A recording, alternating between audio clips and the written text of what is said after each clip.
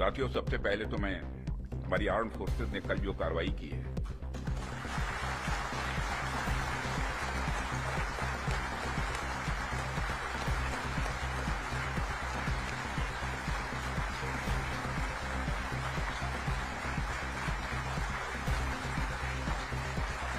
और जय हिंद जय हिंद, जो शौर्य और पराक्रम दिखाया है उसके लिए मैं हृदय से बधाई देता हूं। पाकिस्तान और पीओके में जिस तरह से हमारी आर्म्ड फोर्सेस ने टेरर कैंप्स को नेस्त नाबूद किया है वो हम सब के लिए एक गौरव का विषय है।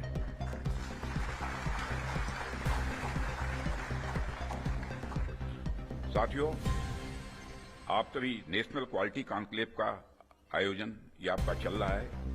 क्वालिटी की क्या भूमिका होती है, यह क्या रोल अदा करती है, इसका नमूना हमने कल देखा।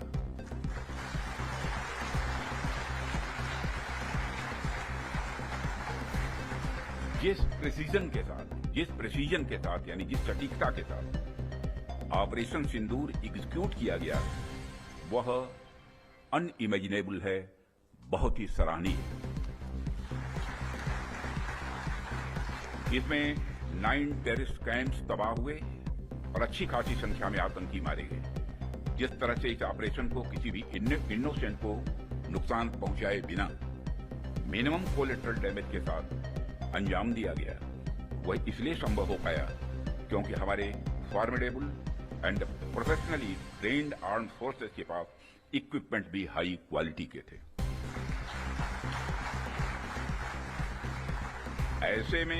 ऐसे में इस क्वालिटी कॉन्क्लेव को मैं बड़े महत्वपूर्ण कॉन्क्लेव के रूप में देखता हूं। मैं इस आयोजन के लिए डिपार्टमेंट ऑफ डिफेंस प्रोडक्शन और इनके secretary defence production Shri Sanjeev Kumar को भी हार्दिक बधाई देता हूं और क्वालिटी एश्योरेंस ऑर्गेनाइजेशंस को भी मैं बधाई देता हूं। साथियों, अभी मैं इस कॉन्क्लेव की थीम देख रहा हूं, fast tracking of quality assurance through integrated approach and technology enabled processes. आपकी यह थीम मुझे बेहद अच्छी ही नहीं लगी बल्कि दिलचस्प भी लगी, इंटरेस्टिंग लगी। वैसे भी पूरी दुनिया में इसमें बड़ी तेजी से डिसरप्टिव चेंजेस हो रहे हैं और खासकर डिफेंस सेक्टर में तो लगातार नए नए ट्रांसफॉर्मेशंस ये देखने को मिल रहे हैं। ऐसे में क्वालिटी असेसमेंट को फास्ट ट्रैक करना न सिर्फ रेलेवेंट है बल्कि मैं समझता हूं यह समय की मांग है। उन चेंजेस को देखते हुए यह थीम अपने आप में बहुत ही रेलेवेंट हो जाती है। इतनी इंटरेस्टिंग और रेलेवेंट थीम रखने के लिए भी मैं आप सबको बधाई देता हूं। साथियों, अक्सर मुझे आर्म्ड फोर्सेस के अलग अलग कार्यक्रमों में प्रायः जाने का अवसर मिलता है। रिसर्च एंड डेवलपमेंट ऑर्गेनाइजेशंस के इवेंट्स में जाने का भी अवसर मिलता रहता है। प्राइवेट सेक्टर द्वारा आयोजित कार्यक्रमों में भी मैं प्रायः जाता ही रहता हूं। परंतु आज का यह जो मंच है यह अपने आप में बड़ा अलग है और एक विशिष्ट मंच है। मैं ये देख रहा हूं यहां कई सारे लोग हैं जो अलग अलग फील्ड्स में महारत जिन्होंने हासिल की है, महारथी बैठे हैं। इसलिए मुझे लगता है कि आज की हमारी बातचीत भी कई मायनों में विशेष होने वाली है। साथियों, इस क्वालिटी कॉन्क्लेव की महत्ता और आवश्यकता पर तो मैं आगे चर्चा करूंगा ही, परंतु पहले मैं आपको कुछ ऐसे बिंदुओं से, कुछ ऐसे पॉइंट से अवगत कराना चाहूंगा जो हमारी सरकार की प्रायोरिटीज से जुड़े हुए हैं। 2014 में माननीय प्रधानमंत्री जी के नेतृत्व में हमारी सरकार आने के बाद प्रधानमंत्री जी ने हमें एक अत्यंत महत्वपूर्ण सूत्र प्रदान किया। उन्होंने शुरुआत में ही डिफेंस प्रोडक्शन सेक्टर के इम्पावरमेंट पर विशेष बल दिया। उन्होंने जो सूत्र दिया उसके पीछे की फिलॉसफी थी डिफेंस सॉवरेंटी। डिफेंस सॉवरेंटी का मतलब कि जब तक कोई देश अपनी डिफेंस नीड्स में कैपेबल तथा सेल्फ रिलायंट नहीं होता तब तक उसकी आजादी पूरी तरह से नहीं मानी जा सकती।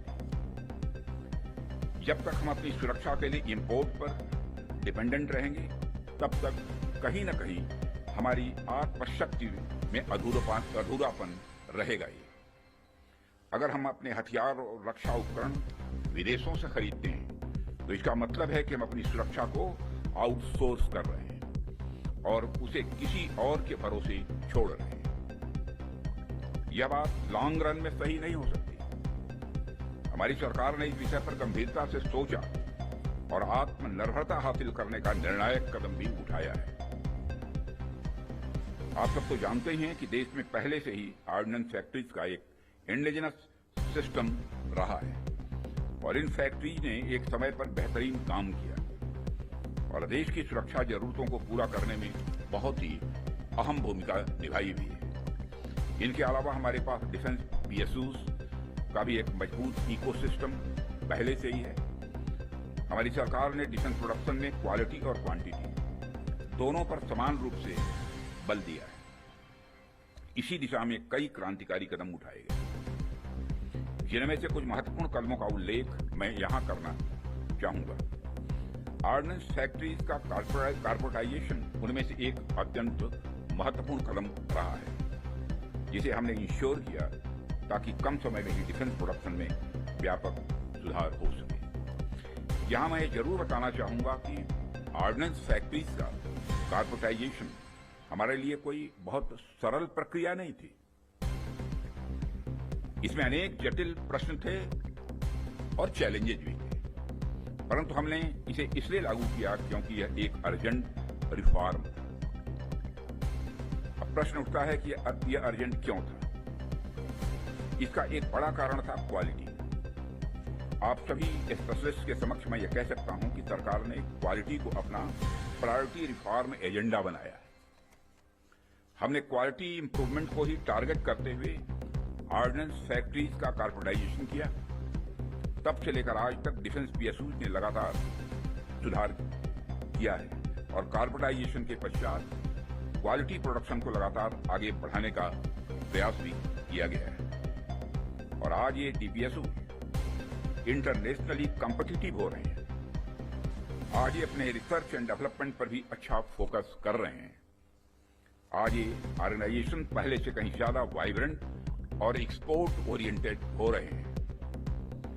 वैसे तो अभी कुछ कार्य बाकी है, पर मैं इतना जरूर आश्वस्त हूं कि जिस प्रकार पब्लिक सेक्टर में रिफॉर्म के लिए हम प्रयासरत हैं, वह हमें आने वाले समय में काफी अच्छे रिजल्ट देने वाला है।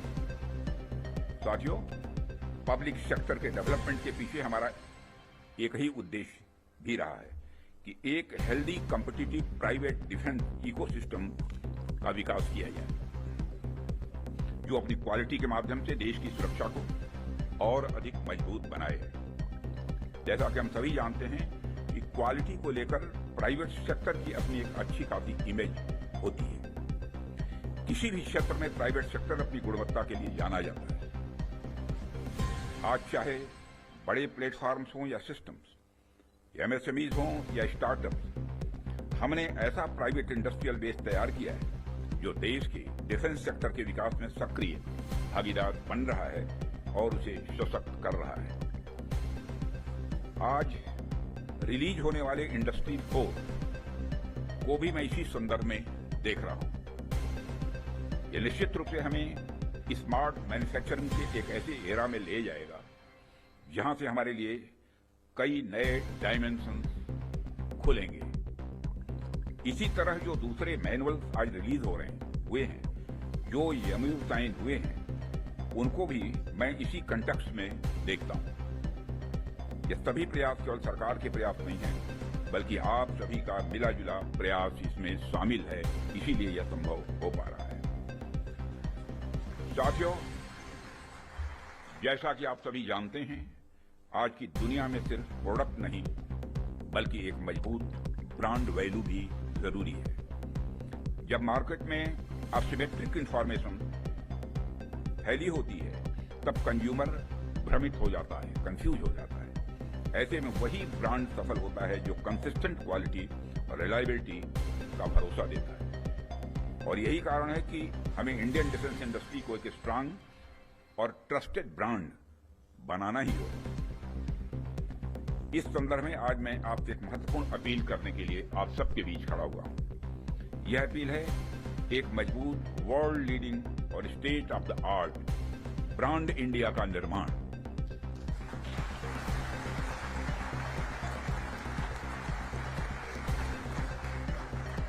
ताकि दुनिया की डिफेंस मार्केट में प्रोडक्ट्स को लेकर जब कंट्रीज के मन में डाउट हो तो वह ब्रांड इंडिया को चूज करे।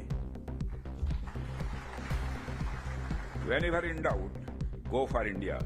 यह हमारी यूएसपी होनी चाहिए, यही हमारी यूएसपी होनी चाहिए। ब्रांड इंडिया का मतलब है कि अगर किसी इंडियन कंपनी ने कुछ प्रॉमिस किया है तो होगा ही होगा, होकर ही रहेगा।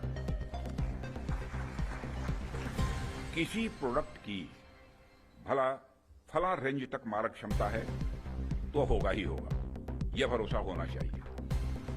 उससे नीचे का तो कोई सवाल ही खड़ा ही नहीं होता। किसी प्रोडक्ट की फला टेम्परेचर तक में काम करने की कैपेसिटी है तो होगी ही होगी, उससे नीचे का तो कोई प्रश्न ही नहीं खड़ा होता। यह होना चाहिए हमारा क्वालिटी एश्योरेंस और ब्रांड इंडिया का भरोसा। और जब हम ऐसा कर पाने में सफल होंगे तभी इंटरनेशनल बायर्स हमें एक ट्रस्टेड सप्लायर के रूप में देखेंगे और कहेंगे don't go for doubt, go for India.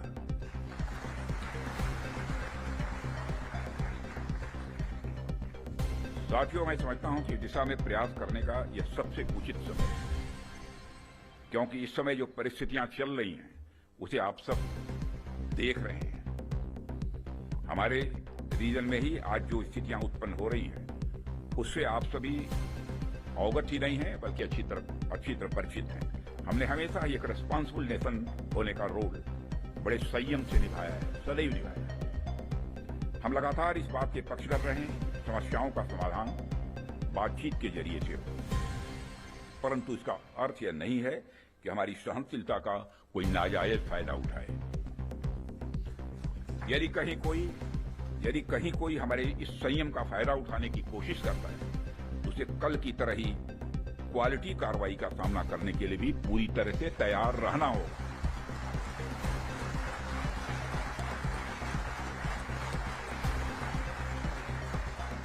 कल की तरह ही क्वालिटी कार्रवाई का सामना करने के लिए उसे तैयार रहना होगा।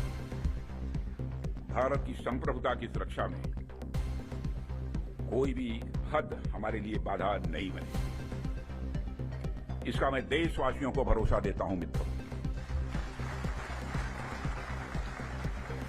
ऐसे रिस्पॉन्सिबल रिस्पॉन्सेस के लिए हम आगे भी पूरी तरह से तैयार हैं। और यदि हमारी यह तैयारी बनी हुई है तो इसमें आपका एक बहुत बड़ा रोल है, बहुत ही महत्वपूर्ण रोल है। इसके लिए मैं आप सबको बधाई देना चाहता हूं, आप सबकी मैं सराहना करता हूं। भारत का यह expanding defence industrial universe, Bharat का यह expanding defence industrial universe Bharat को एक अभूतपूर्व संबल प्रदान कर रहा है। और इसी प्रकार अगर हम आज के ग्लोबल सिनेरियो पर नजर डालें तो ग्लोबल ऑर्डर में हमें बड़े बड़े चेंजेस देखने को मिल रहे हैं। हमारे सामने कई अनसर्टेन डायमेंशंस ओपन हो रहे हैं।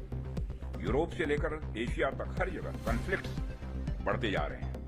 Ukraine Russia conflict, Israel Palestine tension और मिडिल ईस्ट अनरेस्ट ने यह साबित कर दिया है कि ग्लोबल स्टेबिलिटी आज अपने आप में बहुत ही फ्रेजाइल है।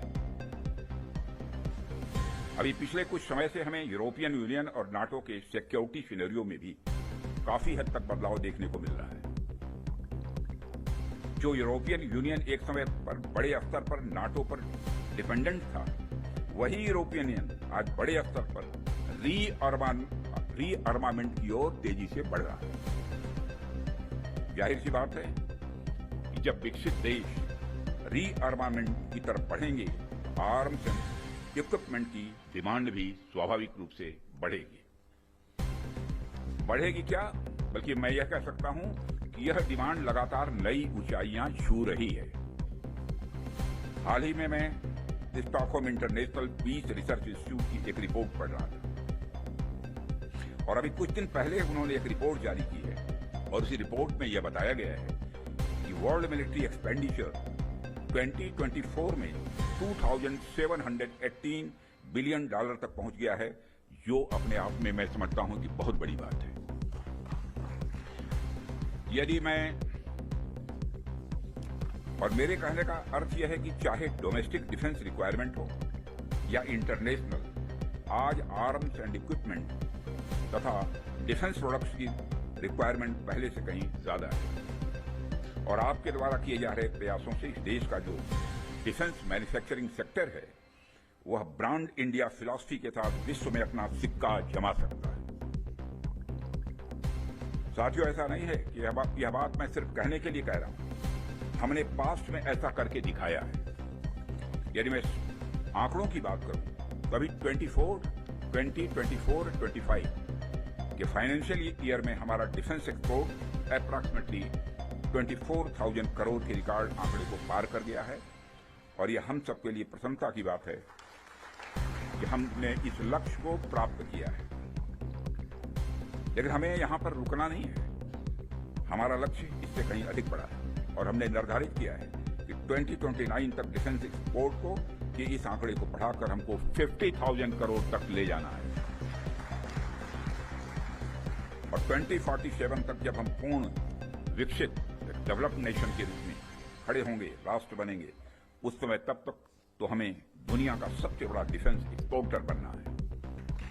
लक्ष्य बड़ा होना चाहिए, तभी हम कुछ कर सकते हैं। इतने बड़े लक्ष्य की प्राप्ति के लिए बेहद जरूरी है कि हम अपने डिफेंस इक्विपमेंट की क्वालिटी को लेकर पूरी दुनिया में एक ट्रस्ट डेवलप करें, लोगों का दिल जीतें, लोगों का भरोसा जीतें। डिफेंस इक्विपमेंट का एक्सपोर्ट करने से पहले हमें इस ट्रस्ट को एक्सपोर्ट करना पड़ेगा। डिफेंस इक्विपमेंट का एक्सपोर्ट करने से पहले हमें उस ट्रस्ट को एक्सपोर्ट करना पड़ेगा, तभी यह होगा।